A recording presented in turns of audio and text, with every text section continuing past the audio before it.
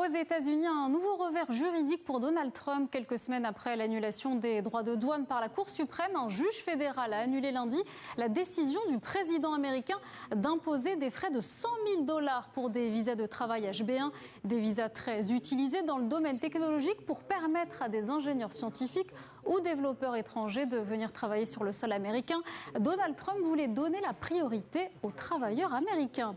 Le chef de la Maison-Blanche qui a voulu assister lundi soir au troisième match de la finale de basket entre les Knicks et les Spurs dans sa ville natale de New York. Un dispositif de sécurité XXL avait été mis en place pour sa venue, mais l'accueil, vous allez le voir, des New-Yorkais n'a pas été des plus cordiales. C'est le moins qu'on puisse dire. Grégory Fontana.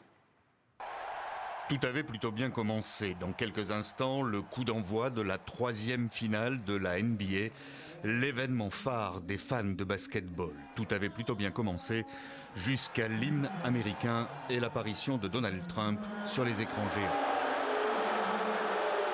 Dedans, comme dehors, les spectateurs s'enflamment.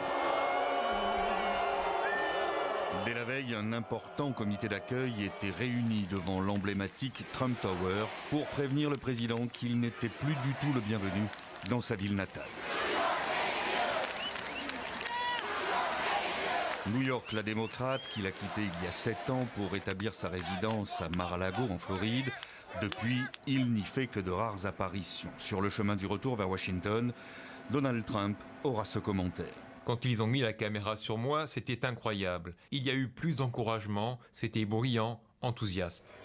Certains supporters new-yorkais vont même attribuer à Donald Trump la défaite du jour de leur équipe, battue 115-111 par San Antonio. J'en veux à Trump. Nous avons gagné 13 matchs consécutifs et dès que Trump est apparu, tout a foiré. Un des aveux qui ne date pas d'hier. Lors de la dernière présidentielle, il y a 2 ans, moins de 20% des New-Yorkais avaient voté pour Donald Trump.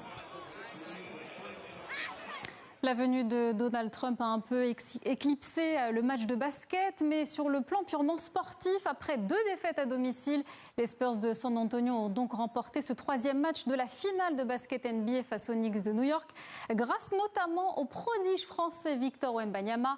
Prochaine rencontre, ce sera mercredi. La finale NBA, on le rappelle, se joue au meilleur des 7 matchs.